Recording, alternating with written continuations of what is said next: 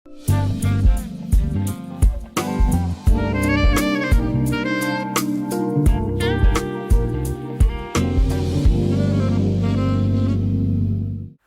shalom Sobat SEP. Kita berada di acara podcast Buka Hati, yaitu acara baru dari SEP, Sentra Evangelisasi Pribadi Santo Yohanes Penginjil Surabaya. Dan acara ini akan kita selenggarakan secara rutin. Jadi jangan lupa terus pantengin channelnya YouTube-nya SEP ya. Dan kalau ada yang belum subscribe, subscribe sekarang dulu. Terus tekan loncengnya. Oke? Nah, podcast yang edisi pertama ini kita akan mengundang 2 orang narasumber, yaitu saya perkenalkan dulu Bu Yudi Nuradi ya, terus kemudian ada Pak Franky Hutomo, betul ya Pak ya? Betul.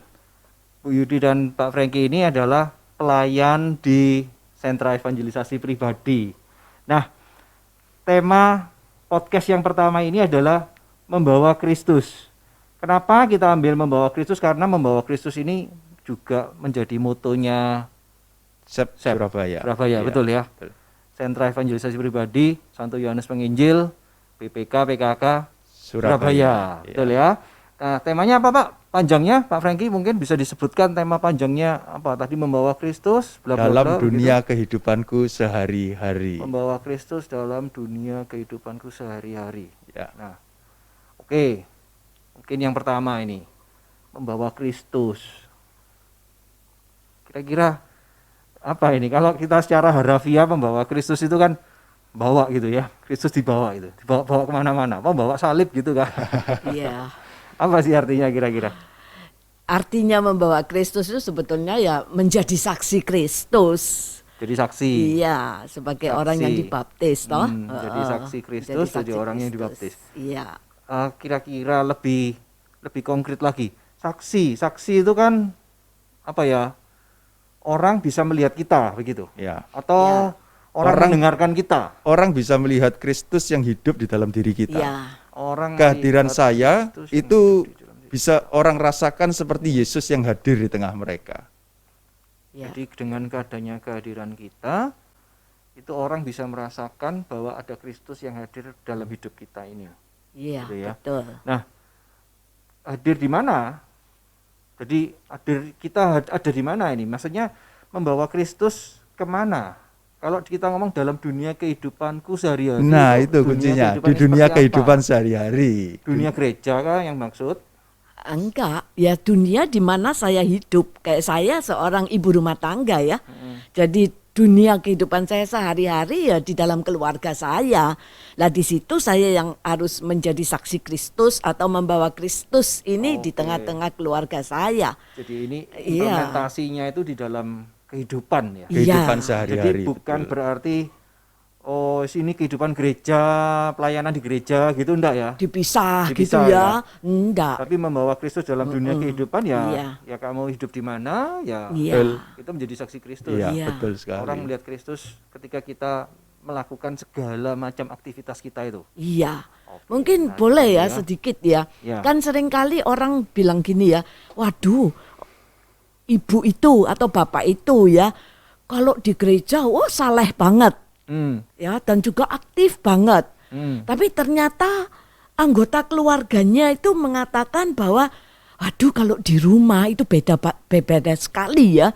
Nggak seperti yang kalau tampak di gereja. Nah, bukan itu yang dimaksudkan dengan membawa Kristus ke dalam dunia kehidupan sehari-hari. Sebetulnya itu Jadi kayak ya gitu. segala macam kehidupan itu artinya ya di gereja baik, ya di luar gereja ya baik, Iya. dimanapun juga Di dia pekerjaan, di proyek, orang di bisa melihat Kristus ya. Ya. Nah, sekarang Iya.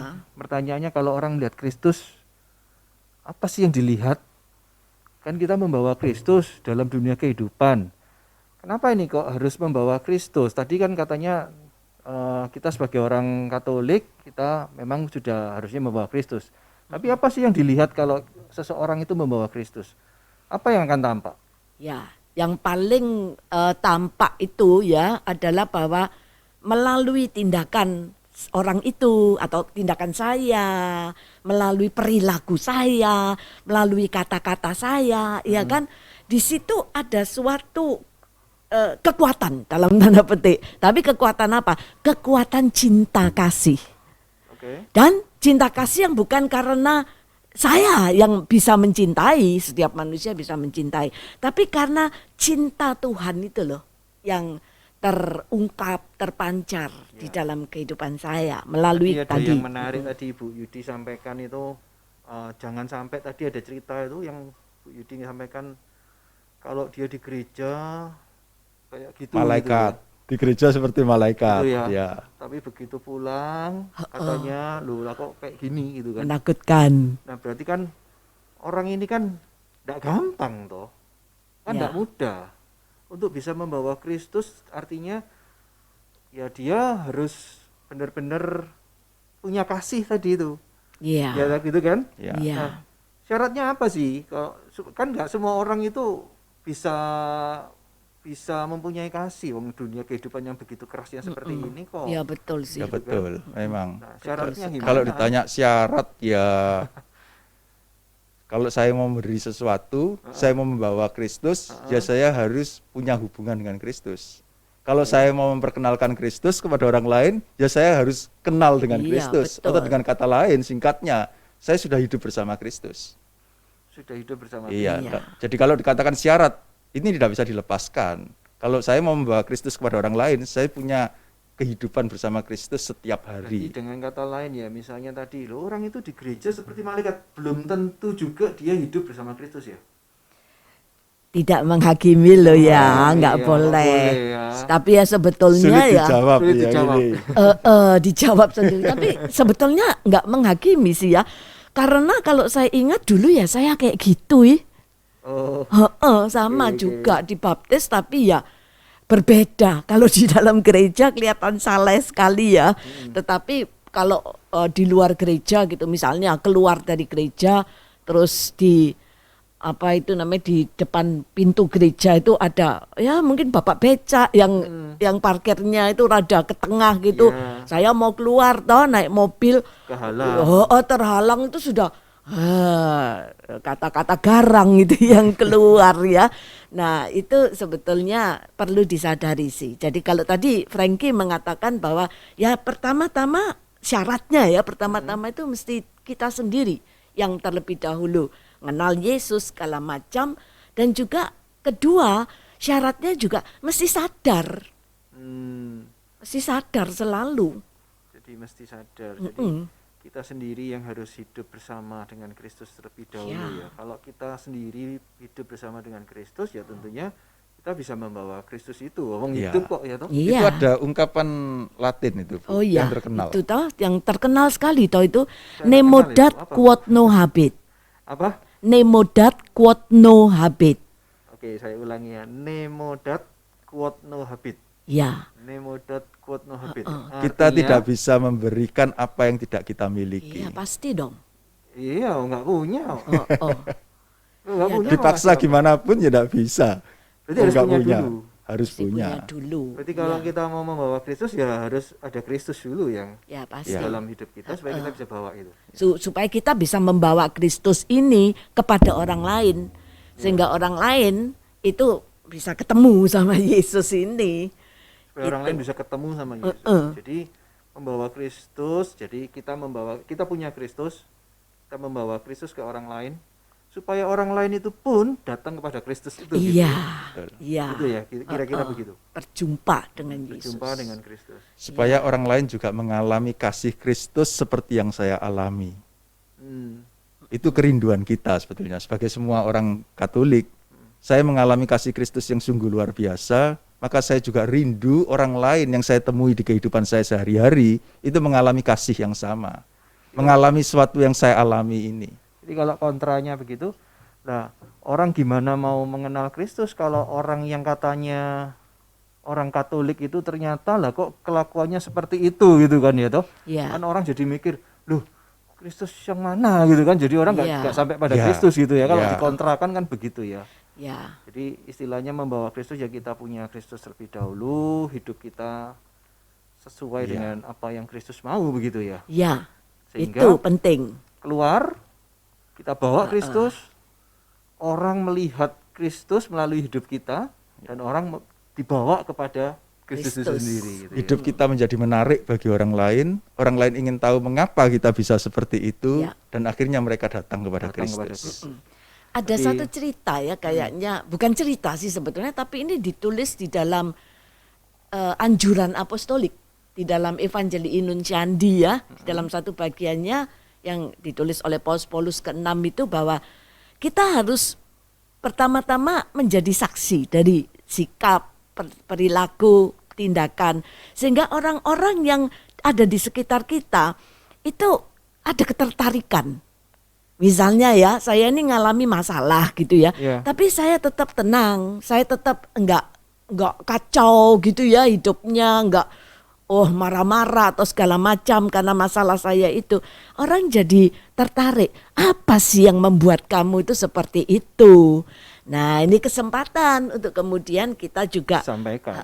menyampaikan yang membuat aku ini kayak gini itu Yesus Yesus, itu loh. gitu. Wow, kalau gitu aku ya mau dong ya. Jadi itu ya tadi yang disebut Mengalami. membawa Kristus dalam Betul. dunia kehidupan sehari-hari. Iya. Konkretnya Iya, seperti konkretnya itu. seperti Iya, itu. konkretnya Iya, seperti itu sih. Dan banyak orang yang tidak terlalu mengerti sebenarnya gitu ya. Jadi pikirnya membawa Kristus itu waduh seperti apa begitu ya. Tapi Ya. ternyata melalui kehidupan kita ini saja gitu ya sebenarnya ya. Iya. Nah, lalu kan Bu Yudi, Pak Franky kan pelayan di sentra evangelisasi pribadi begitu kan. Mungkin bisa dijelaskan bahwa apa sih kok ada evangelisasi, ada pribadi.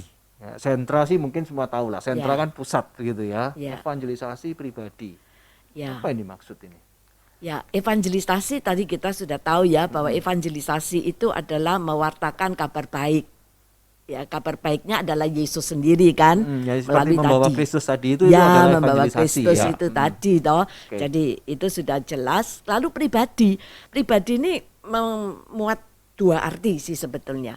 Yaitu tadi kan dikatakan nemodat quod no habet. Nemodat quod no habet. Kita nggak mungkin bisa memberi sesuatu kalau kita sendiri nggak Oke, punya. nggak punya. Nah, karena itu di dalam sentra evangelisasi pribadi ini umat Katolik atau siapapun juga ya boleh ya, Ya. yang tertarik kemudian dia mendaftarkan diri di dalam SEP ini, mereka akan mengalami pembinaan, mengalami dibantu, difasilitasi untuk mengalami relasi pribadi dengan Tuhan Yesus secara pribadi diri sendiri. Ya. Jadi evangelisasi itu di dalam SEP ini dialami oleh para peserta terlebih dahulu, ya. Oke. Itu arti kata pribadi pertama. Ya. Kemudian arti kata pribadi kedua adalah kan setelah kita mempunyai, kita membawa kepada orang lain, membawa kabar baik ini kepada orang lain. Itu di dalam bentuk pertemuan one by one atau person to person. Jadi bukan saya mesti mengumpulkan banyak orang dulu baru saya berkhotbah. Enggak. Tapi kepada setiap orang yang saya ketemu ya di dalam hidup saya sehari-hari, keluarga, anggota keluarga. Dikhotbahi. Iya, bukan dikhotbahi. dikhotbahi. Bukan dikhotbahi. Ini kepancing nih ya, kepancing ya. Ya, bukan dikhotbahi, tetapi ya itu tadi saya memberitakan Kristus melalui perilaku, tindakan, kata-kata saya kepada pribadi-pribadi yang saya jumpai itu. Itu melakukannya apakah kita secara sengaja, artinya memang ada satu tujuan tertentu untuk saya ingin menunjukkan begitu, ataukah memang itu ya karena sudah ada Kristus sehingga secara natural, secara alami aja maka akan muncul kepada orang lain Sebetulnya kita ini sebagai orang yang sudah dibaptis, sebagai Ya. umat Katolik yang sudah dibaptis, itu harusnya dalam kehidupan kita sehari-hari, dalam hal apapun juga yang kita lakukan setiap saat, harusnya kita jadi saksi itu. sudah Jadi, otomatis kah? harusnya itu menyatu dengan hidup kita. Menyatu ya Iya, istilahnya, menyatu bukan dengan hidup otomatis ya, kita. menyatu. Maka kalau ditanyakan apakah itu dengan tujuan sesuatu dan yang lain, Nggak ada. Nggak ada. Ya itu memang sudah hidup kita. Iya. Bagaimana kita Iya, membawa iya. Kristus Iya. itu kepada orang lain sebetulnya Iya. melalui Itu kata-kata dan perbuatan kita. Sudah seperti ya it's your life, ya hidupmu memang. Lifestyle. Itu, Jadi, iya. gaya Lifestyle. hidupmu. Sudah mendarah daging gitu loh Iya, kayaknya ya. oke. Sudah mendarah daging, enggak dibikin-bikin. Ya seperti kalau saya kelihatan makanan waktu jam makan siang ya saya makan. Ya sudah memang itu Sudah nggak ada hidup harus ya seperti sudah itu. Seperti itu, Iya. seperti ya makan 3 kali sehari. Iya. gitu ya. Iya, bernafas ya toh. Nggak Bernafas pele-pele kan harus orang, mikir-mikir. orang ini perlu untuk saya beritakan Injil. Enggak, Orang ini tidak perlu karena Enggak. dia sudah baik. Enggak ada itu. Dimanapun saya berada. Nah, oke. Lalu kalau di SEP itu ya kan kita bicara sentra evangelisasi pribadi ya. Untuk mencapai ya kan orang ini kan tidak semuanya tiba-tiba ya, walaupun tahu ya itu sudah harusnya menjadi lifestyle. Tapi mungkin ada orang-orang yang memang sudah Katolik sih, tapi belum jadi lifestyle. Belum jadi ya, dia masih begitulah hidupnya begitu ya. Nah, lalu apa sih yang akan dilakukan di SEP itu ketika seseorang ini belajar di SEP lah misalnya atau Ya. mendaftar di SEP begitu? Ya ini pertanyaan menarik sih sebetulnya. Karena di SEP ini sebetulnya setiap peserta ya, saya katakan peserta ya, jadi orang yang mendaftarkan tadi katanya Bu Yudi dan akhirnya masuk di SEP, setiap peserta ini mengalami suatu pembinaan yang istilahnya lebih tepatnya mengalami suatu perjalanan rohani sebetulnya. Perjalanan rohani bersama-sama dengan para pembimbing-pembimbing yang sudah ada. Di dalam perjalanan rohani ini setiap peserta itu dibawa pada suatu relasi yang hidup dengan Tuhan Yesus. Karena tadi kan syaratnya Bu Yudi ngomong. Syaratnya bahwa pertama-tama harus kenal Tuhan dan punya relasi yang hidup Pribadi. setiap saat secara pribadi.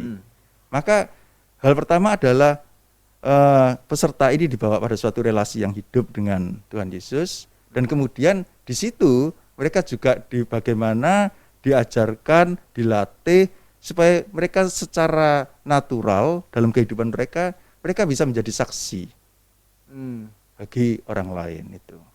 Jadi membangun lifestyle-nya Iya. dia sehingga ya menjadi gaya hidupnya dia gitu Iya. ya. Iya. Oke. Ya, jadi kayaknya itu kayak apa ya? Karena itu menjadi lifestyle ya. Jadi tanpa dibuat-buat ya. Misalnya saya itu ketemu sama David atau sama Frankie gitu ya. Ketemu mungkin di kafe, mungkin di pesawat terbang, ngobrol kan? Iya. Kita ini kan ngobrol bla bla bla tentang pandemi kah atau tentang pekerjaan atau apa. Itu dengan sendirinya itu kemudian bisa muncul bagaimana saya bercerita tentang pengalaman Tuhan itu hidup loh di dalam hidupku. Menarik, Seperti itu ya, di dalam kejadian sehari-hari itu yang saya ceritakan ya. Itu sambil ngobrol, sambil omong-omong dalam segala macam situasi kita Kalau bisa saya lakukan. melihat Bu Yudi sama Pak Pregi kan memang bisa itu kayaknya cerita begitu ya, menceritakan pengalamannya bersama Tuhan. Seharusnya Kepada semua orang orang Katolik lain, bisa. Karena setiap orang Katolik mengalami, setiap orang seharusnya mengalami orang kasih Tuhan sebetulnya dalam Tapi hidup. masalahnya nggak semua orang itu bisa ngomong itu Pak. Ada orang yang pendiam. Mau cerita gimana? Ketemu orang ya diam aja mungkin gitu kan. Ya. Saya Iya, apa caranya ngomong? saya enggak kenal Bu Yudi pada waktu muda sekali ya. Iya. Tapi dari kata-kata orang, Bu Yudi ini dulu waktu muda diamnya luar biasa. Dan pemalu. Iya. Sampai ada istilah yang nggak enak ya Bu ya. Apa ini Pak? Tapi Disebutin saya atau teruskan, enggak? nggak Yuk, enak. sebutin Saya ya. disebut si bisu. Bisu karena ya sangat pemalu. Nah, Diam, terus kok diam, bisa ya. itu Bu Yudi bisa cerita itu. Iya, Nah, jadi maksud saya gini, apakah di SEP itu ada cara-cara praktis ya. yang mungkin membuat orang itu ya kan nggak by default orang itu bisa bercerita kan? Ya. gitu loh. Iya. Ya, ada cara-cara praktis memang yang diajarkan. Dan itu sangat, kalau kita bilang itu metode 5 langkah yang diajarkan di SEP. Dan itu sangat mendasar sih sebetulnya. Amat sangat mendasar dan bukan cuma diajari. Apa sih langkah 1? Itu berteman ya. Apa sih artinya berteman? Tapi juga dilatih. Iya. Dilatih, itu yang disebut role play ya. Jadi mereka sesama teman-teman di dalam kelas itu loh. dalam kelompok-kelompok kecil itu mereka mulai latihan sangat mudah sebetulnya metode yang Iya. dipakai itu bisa cerita. Kalau tadi David mengatakan iya Bu Yudi sama Pak Franky bisa cerita, orang lain belum tentu. Oh, kalau orang itu sungguh-sungguh mengalami cinta Tuhan, tidak ada yang bisa menahan Untuk dia. tidak diceritakan. Itu loh Iya, kuncinya toh. sebetulnya. Kuncinya Karena di sana. sebetulnya kita bersaksi membawa Kristus, mewartakan Injil, itu bukan khotbahi orang. Iya. Mungkin orang berpikir bahwa saya tidak bisa ngomong karena saya harus Harus khotbah. khotbah. Khotbah. Padahal Oh. saya menceritakan pengalaman hidup saya. Siapa Iya, sih iya. orang yang tidak bisa menceritakan Iya. pengalaman hidupnya? Pasti Ya, ini bisa. berarti jawab pertanyaan yang ada di benak saya. Apakah kalau di SEP itu diajari orang jadi pengkhotbah gitu? Ternyata Nah. tidak ya Pak ya. Enggak. Sama Ya. sekali bukan. Tapi lebih ya relasimu dengan Tuhan. Kalau kamu sudah ngalami, tidak ada yang bisa menahan kamu untuk bercerita kepada Iya. orang lain tentang kebaikan Tuhan gitu ya. Paus Iya. Fransiskus itu nulis bagaimana ada orang yang mengatakan mencintai seorang pribadi, Iya. tapi dia tidak pernah bercerita mengenai pribadi yang dicintainya itu kepada orang lain. Benar. Mungkinkah? Ya, jadi Itu kalau kan benar saya sebetulnya. mencintai istri saya gitu ya, saya pasti akan Kepengin cerita terus cerita, toh. istriku itu kayak gini, kayak gitu ya. Iya. Normal ya itu ya. Sangat normal. Seharusnya justru itu kalau nggak seperti itu cerita, nggak nggak normal normal. seharusnya. Iya. Kalau nggak cerita malah nggak normal. Iya. Ya. Iya. Nah, lalu kitab suci atau Alkitab ya cerita tentang surat cintanya Tuhan gitu ya. Iya. Nah, itu juga termasuk yang dipelajari juga kah? Kalau ketika kita di SEP Yang dimaksud dipelajari itu apa? ya mungkin kita Karena banyak hal dipelajari ya, maksudnya. ini perikop ini itu bahas apa? Penafsirannya gimana gitu. Injilnya Matius ini apa? Kalau maksudnya, mengenai itu gitu. sama sekali bukan. Jadi itu istilah saya itu Studi Bible study, Alkitab. ya. Jadi Iya, studi studi Alkitab. Alkitab itu bukan ya? Itu bukan. Belajar latar belakangnya, jenis sastranya, terus maksud tujuan penulisnya ini apa Iya. dan seterusnya itu sama sekali bukan. Tetapi bukan berarti di SEP ini peserta itu tidak menggunakan kitab suci, justru bergumul dengan kitab suci setiap hari. Jadi kitab suci ini bergumul. Iya. Bergumul itu gimana sih bergumul? Maksudnya bergumul ya. Iya. Kalau bergumul saya bergumul dengan satu masalah gitu kan. Jadi iya. masalah Tuhan bulet aja di saya gitu kan. Iya, terus Kalau fokus bergumul dengan terus kitab toh. suci, maksudnya berarti Kalau dengan masalah itu dapat masalah, waduh terus bundeli di situ mundurin ya. masalah itu Terus ya. fokusnya ke masalah itu terus gitu Ya. toh. Sampai akhirnya kebulet-bulet di situ. Itu istilah Itu yang kalau tadi bergumul ya. dengan masalah. Kalau Kalau bergumul bergumul dengan dengan kitab kitab suci, itu ya artinya ya berkutat terus dengan kitab suci itu yang adalah sabda Tuhan Harusnya ya, yang bahasa adalah Jawanya sabda Tuhan. diublek-ublek itu kitab suci terus gitu ya. Fokus kepada situ dan sungguh menyadari bahwa ini bukan cuma sekedar buku biasa loh ini. Tapi ini sabda Tuhan. Tuhan itu ngomong loh melalui ini ya, sabdanya ini bersabda. Dan itu setiap hari tadi dibilang bahwa mencintai seseorang itu ya Iya, juga nggak tahan selain dengan cerita. kepengen cerita terus, juga kepengen ketemu terus toh. Pengen Setiap ketemu terus, iya, iya, setiap pasti harinya. Lah ya apa caranya ketemu sama Tuhan kalau kita ini setiap harinya ya secara konkretnya ya. Ya kalau pasti sih kalau kita sebagai orang Katolik melalui perayaan Ekaristi itu sudah pasti. Dan secara pribadi bagaimana ya dalam doa pribadi dan ini merenungkan sabda Tuhan setiap hari sampai sungguh-sungguh orang itu menemukan hari ini Tuhan itu ngomong apa sih ke aku gitu loh. Dan kemudian oh ya aku mau melakukan itu. Nah, Jadi singkatnya itu bagaimana sabda Tuhan itu bisa mengubah Bicara hidup gitu. saya. Oh, iya, mengubah. sampai Tidak hanya saya mengerti, tidak hanya saya tahu, saya baca, tapi sabda itu betul-betul hidup dan mengubahkan hidup saya. Sehingga ketika hidup kita ini berubah, Ya. Kristus tampak, sehingga orang yang melihat hidup kita berubah ini orang melihat Kristus gitu ya. ya. Semua orang akan dibawa pada Kristus gitu Dibawa ya. pada Sehingga Kristus. motonya tadi itu balik lagi gitu ya, membawa Iya. Kristus gitu ya. Luar Dalam biasa ya. dunia Menarik sekali ya ini ya. sehari-hari. Nah, terus ada orang yang ngomong juga, nah nanti apakah kalau saya belajar di SEP itu diajari untuk menjadikan orang lain itu untuk jadi orang Katolik begitu. Istilah mengkristenisasi mengkristenisasi gitu ya. Mengkatolikan, mengkristenkan. Ya, saya dengar ini pertanyaan David ini saya ingat pada pengalaman bukan pengalaman saya sih, tapi ini pengalaman pahit juga sih sebetulnya ya. Yang ya menggambarkan tampaknya pada masa yang lampau itu kalau tidak salah perang dunia ya. Pertama kalau tidak salah terjadinya. Yang mana itu, Bu? Yang bagaimana pengertian evangelisasi pada masa dulu pengertiannya itu sempit tentang arti evangelisasi, yaitu apa? Misi, orang diutus ke suatu daerah yang di mana penduduknya belum kenal Yesus, lalu misioner ini datang ke situ untuk mendirikan gereja dan membaptis mereka untuk menjadi Kristen seperti atau Katolik ya. Tingkat keberhasilannya diukur dari berapa banyak yang dibaptis. Banyak yang dibaptis ya sudahlah, itu bisa baca di banyak buku ya. Nah, kemudian itu juga dialami ya oleh suku Indian di Amerika Latin situ ya. Dan ternyata itu menimbulkan suatu peristiwa pahit terhadap arti evangelisasi sebetulnya. Karena mereka ada seorang penulis buku dari suku Indian Maya itu mengatakan bahwa sungguh menyedihkan kedatangan pemberita-pemberita Injil ini.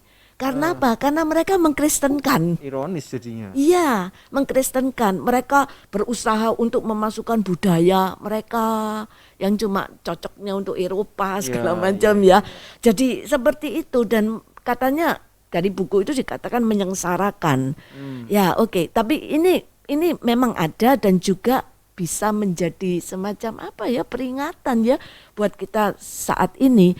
Oleh karena itu evangelisasi yang dimengerti ya kemudiannya itu ya mungkin kita juga sering mendengar evangelisasi baru itu ya.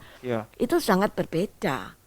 Itu yang tadi kita ceritakan sejak dari awal, membawa Yesus, bukan mengkatolikan, tapi membawa Yesus sehingga orang mengalami perjumpaan dengan Yesus, mengalami cintanya, mengalami sukacita dan seterusnya segala macam, mengalami kekuatan atau apapun juga ya. Jadi intinya yang membawa baik. Yesus. Nah, kemudian itu yang penting dalam evangelisasi. Orang mengalami hidup yang diselamatkan, itu artinya hidup yang utuh, hidup ya, yang utuh kembali. Jadi enggak terpecah-pecah, enggak segala macam itu. Nah, kalau kemudian dia oleh gerakan Roh Kudus ya, itu karya Roh Kudus, kemudian dia memutuskan untuk baptis dalam gereja Katolik atau gereja Kristen atau apa, itu lanjutannya, bukan itu tujuannya. Sebetulnya kata-kata yang mungkin mudah dimengerti itu mengalami perjumpaan dengan Kristus itu mengalami cinta Tuhan secara nyata gitu loh. Saya ini bukan cuma sekedar tahu karena saya diomongi bahwa Tuhan itu mengasihi kamu, bukan. Tapi saya benar-benar merasakan dan mengalami cintanya itu. Nah, orang kalau mengalami cintanya Tuhan itu hidupnya berubah. Hidupnya menjadi utuh tadi. Dia tahu bahwa yang menciptakan aku, yang penguasa segala sesuatu ini ternyata begitu mengasihi aku. Dan begitu dekat dengan aku. Itu segala-galanya. Dia merasa dikembalikan lagi kemanusiaannya ini kembali lagi. Utuh tadi itu ya. Dirinya. Nah, mungkin sedikit kesaksian tadi yang dikatakan dulunya saya itu disebut si bisu, tapi sekarang kok ternyata ya tahu segala macam. Itu apa yang menggerakkan? Bukan hanya sekedar karena belajar sesuatu metode, tapi ya karena perjumpaan pribadi dengan Yesus nggak bisa ditahan. Dialami sendiri gitu ya. Dan belum lagi ditambah kita melihat orang yang membutuhkan kabar baik itu sebetulnya, yang hidupnya terbelenggu, yang hidupnya itu benar-benar ditekan oleh masalah.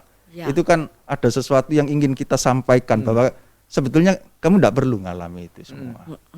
Jadi kalau misalnya tadi kita bicara cara praktis, sebenarnya itu bukan intinya di sana ya. Karena orang bisa saja diajari cara praktisnya untuk ngomong begini, untuk sharing begini. Tapi kalau dia sendiri tidak mengalami perubahan itu ya tidak bisa sebenarnya. Itu hanya cara praktis saja gitu ya. Karena ketika seseorang itu sudah mengalami Yesus dengan sendirinya, maka ya tentunya dengan kuasa Allah itu cara praktis akan mendukung untuk dia bisa melakukan begitu ya. Nah, sekarang kira-kira umur berapa ini yang tepat untuk memulainya ini? Oh, Karena kadang-kadang orang itu kan berpikiran begini, wah urusan menjadi saksi Kristus walaupun saya sudah Katolik nanti aja lah. Ya walaupun ya nanti kalau muda masih santai-santai dulu nanti aja lah. Pertanyaan saya kembalikan. Kira-kira mulai umur berapa manusia itu perlu tahu atau memiliki hidup yang utuh? Kira-kira mulai umur berapa? Apakah nanti tunggu dewasa, nunggu tua, atau nunggu kalau mau mati? Nanti keburu gak sempet itu. Iya kalau keburu. Dan kalau keburu gitu ya. Masalahnya bukan itu. Kalau nunggu dewasa berarti selama masa mudanya dia mau ngalami hidup yang tidak utuh itu. Jadi ya, Iya. ya secepatnya. Iya. Gitu ya. Nah, kenapa Sooner kok? the better gitu ya. Yes. Kenapa kok kita di SEP ini kan ya pada umumnya yang ikut di dalam SEP ini orang-orang tua ya pada umumnya, meskipun ada juga yang muda-muda. Tujuannya untuk apa? Ya kalau dia punya anak-anak meskipun masih kecil, masih belum ngerti, tapi dia sudah membawa Yesus ke anak itu, ya kan? Dengan kebiasaan-kebiasaan yang ya dia ciptakan atau dia lakukan di dalam keluarga itu sebetulnya. Ya, saya ingat Evangelisasi itu. satu sharing dari seorang teman sih. Oke. Bagaimana setelah dia mengalami evangelisasi di dalam dirinya, itu hubungannya dengan seluruh keluarganya berubah, terutama sama anak laki-lakinya. Asalnya dia bilang kalau berbicara beberapa kalimat langsung terjadi pertengkaran. Tapi setelah dia mengalami evangelisasi, dia berubah hidupnya, kata-katanya berubah, dia bisa menjadi sahabatnya sampai sekarang. Anaknya itu kalau mau memutuskan sesuatu itu selalu tanya sama dia. Gimana baiknya? Selalu diajak berunding. Suatu perubahan yang dia katakan bahwa saya betul-betul mengalami kebahagiaan di keluarga. Iya, luar biasa. Jadi perubahan yang paling penting itu ya itu tadi ya, relasi dengan Kristus ya yang bisa membawa perubahan dalam hidup itu ya. Oke. Nah, SEP ini kan tadi di bawahnya Badan Pelayanan Keuskupannya BPK PKK gitu ya. PKK itu Pembaruan Karismatik Katolik begitu ya, Bu ya. Nah, apa sih? Mungkin panjang ya kalau mau cerita pembaruan karismatik Katolik begitu ya. Tapi sebenarnya apa sih secara singkat aja, Bu? Rasanya kalau diceritakan singkat tidak menarik juga. Tidak menarik gitu ya. Berarti saya mesti ngadain acara lagi nih. Iya, kayaknya. Kelihatannya seperti itu. Karena sesuatu itu kalau disampaikan sepotong itu selain tidak menarik juga berbahaya. Ditangkap tidak lengkap. Kita harus mendapatkan satu gambaran yang utuh. Dan juga orang bilang gini, orang bilang, oh aku sudah tahu. Padahal yang tahu itu cuma seujung kecil gitu ya. Seutuhnya dia nggak tahu. Oke, ya ini masukan topik baru berarti ini ya. Nanti topik berikutnya. Terserah gitu ya. Bro David ya. Itu yang berhak itu yang punya acara itu. Nanti tak bikin acara itu ya. Oke, jadi membawa Kristus ya, mungkin saya akan simpulkan ya tadi pembicaraan kita ya. Membawa Kristus ya karena kita ini seorang Katolik yang sudah dibaptis, maka itu sudah menjadi satu default ya dalam hidup kita, bahwa ketika kita dibaptis kita diutus menjadi saksi Kristus. Ya. Menjadi saksi Kristus artinya membawa kabar baik atau membawa Kristus itu di dalam dunia kehidupan kita. Dan itu sudah bukan merupakan satu hal yang ditambahkan atau apa, tapi itu sudah merupakan bagian dari hidup kita. Satu kesatuan. Satu kesatuan begitu ya. Sehingga tidak bisa dilepaskan dari kehidupan kita. Nah, sehingga di dalam segala aktivitas kita, ya segala aktivitas berarti gitu kan, ya ada Kristus di sana. Ya, nah tentunya untuk bisa menceritakan Kristus atau membuat orang itu melihat Kristus dalam hidup kita, maka syaratnya kita mesti ngalami Kristus tadi. Iya. Kita ngalami Kristus kan, sehingga terjadi perubahan hidup kita. Mengalami dan hidup bersama Kristus. Mengalami dan hidup bersama Kristus. Terus menerus. Terus menerus. Ya. Oh, jadi ini kalimatnya perlu ditekankan nih. Mengalami hidup terus menerus. Terus menerus. Jangan sampai ceritanya dulu saya. Sekarang dah. Sekarang enggak. Boleh ya. Jadi mengalami terus hidup bersama Kristus terus menerus. Ya. Sampai mati gitu ya. Sampai mati. Sampai secara definitely ketemu dengan Yesus. Sampai ya. Nah, sehingga dengan demikian ketika hidup kita ini hidup bersama Kristus terus menerus, maka kita akan menjadi saksinya. Nah, karena kita ini kan kemana-mana gitu kan. Perbuatan kita, kata-kata kita. Orang akan melihat, orang akan merasakan kasihnya. Sehingga orang akan melihat Yesus itu dan datang kepada Yesus. Gitu ya kira-kira ya. Ini tadi ya dari membawa Kristus itu ya. Nah, terus kemudian dengan demikian maka moto yang kita pakai di SEP ini, membawa Kristus dalam dunia kehidupanku sehari-hari, itu bisa menjadi nyata. Gitu ya kira-kira ya. Kesimpulan dari pembicaraan kita ini. Iya. Oke. Hebat. Baik, terima kasih Bu Yudi, Pak Franky. Terima kasih. Terima kasih Nanti juga. kalau diundang lagi masih mau kan ya, mungkin bicara Selalu dengan sukacita, topik dengan yang senang hati. lain lagi begitu ya. Ya. Oke, baik, terima kasih. Tuhan memberkati Ibu dan Bapak. Amin. Sobat Sep, kita sampai di sini untuk podcast Buka Hati dengan tema Membawa Kristus. Kalau misalnya Sobat Sep merasa terberkati dengan acara ini, silakan share kepada teman-teman supaya semakin banyak lagi orang yang diberkati. Sampai jumpa di podcast berikutnya. Buka Hati.